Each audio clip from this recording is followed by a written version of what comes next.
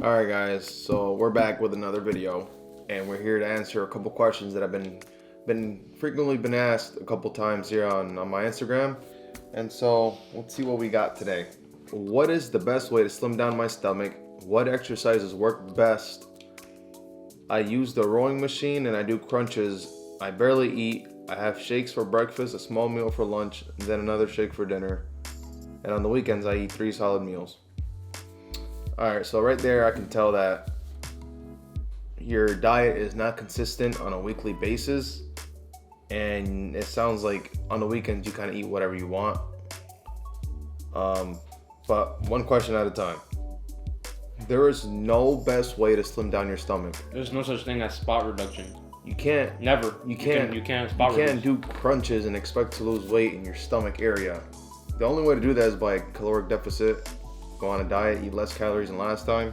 And that's overall body weight. Yeah, you can't spot reduce at all. You'll lose weight all over your body, not in one specific area. Maybe if you carry fat in one area more than the rest of your body, you'll lose fat. You'll notice it more there than the rest of your body. But you can't just target one spot like you said. Again, rowing machine and crunches. The thing that I could suggest using is cardio. And eating less. And intense cardio like running. I recommend going on a treadmill. For beginner, I recommend 12.0, 2.5 speed if you're a beginner. And unless you're training for like a 5K or something, or you just want to be a runner, on you. But this is just what we do to maintain. Oh yeah, we're not dietitians, we're not doctors, we're nobody. This is just work for us. Yeah, that's so what I do. I just do 15.0, 3.0 speed, 30 minutes. See, I don't even go that extreme. I just put it at 12.5 and then sometimes 3.5 speed. The 12.5 incline, that's what I meant to say. And that's what works for him, because everyone's different. It all depends on how you want it. He said he barely eats. That's a problem. That's one big problem. Okay, so he says he has a shake for breakfast, right? If you're gonna eat a shake for breakfast, you gotta know your calories. So it doesn't matter how many times you eat or what you eat.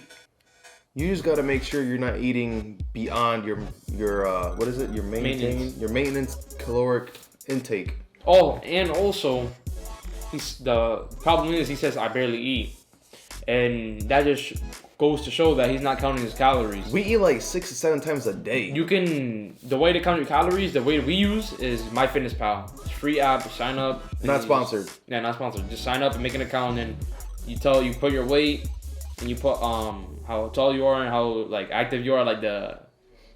Watch our last video. Yeah, like on that. But it tells you how much calories you need to eat on a daily basis. And then what is a small meal can mean anything. Like I could have my French toast for breakfast and consider that a small meal. You can eat like a or sandwich. you can have a little sandwich, but with then like 500 calories. My and you French can call toast it a small meal. and a sandwich is not gonna have the same calories. What'd you say? I cut you off, or you cut me off? I don't know. Got it. You could eat, we said we can eat a sandwich, and then you can call that, and you're like, yeah, so that's saying with a small meal and whatever. Yeah.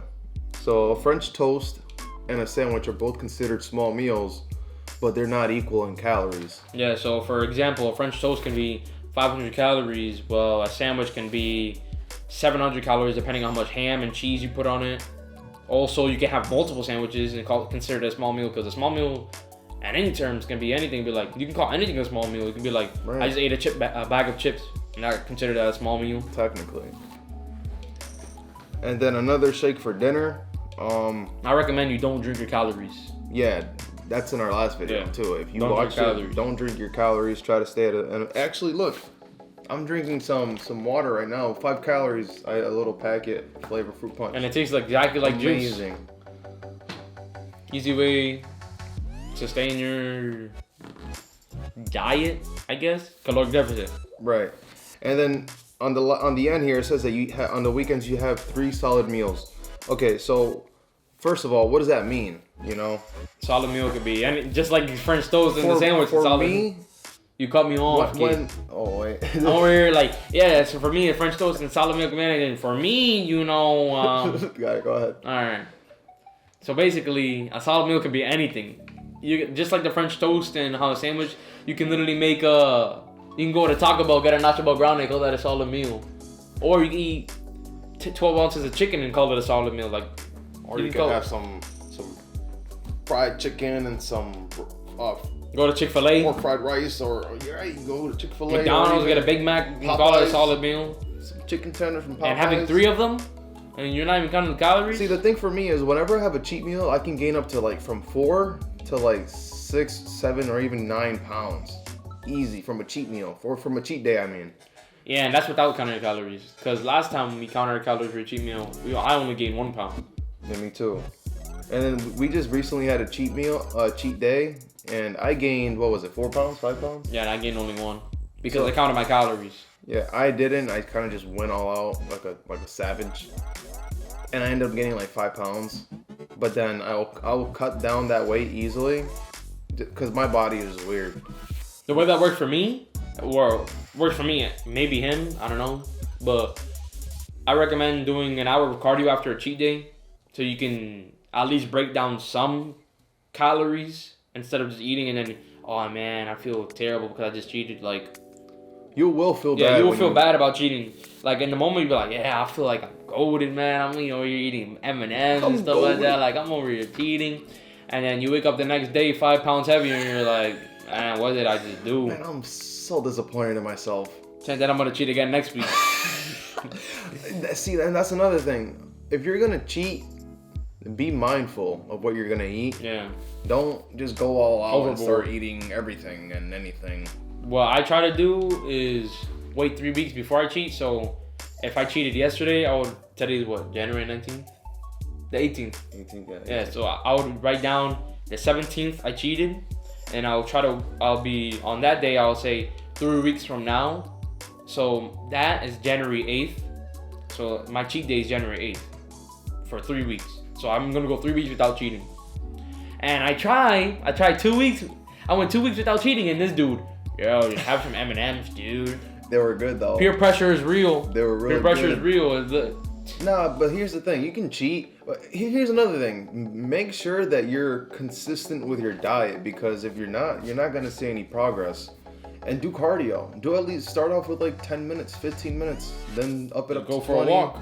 Yeah, up it up into then 30. Then if you like that, 45 minutes, even an hour. But don't do cardio that you're miserable. Don't run if you don't like running. Don't do the elliptical if you don't like the elliptical.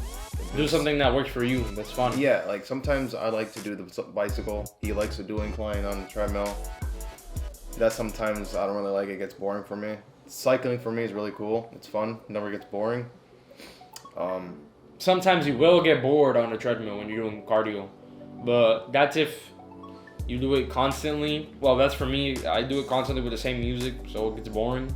But you can just listen to a YouTube video or something. What works for you? Or motivational speeches or anything. I know people that listen to motivational quotes, music, speeches, stuff like that. Or you can listen to like your favorite artist. Whatever works for you, whatever gets you pumped. But this is just our advice. We're not professionals, so don't take our word for it. This is just what works for us.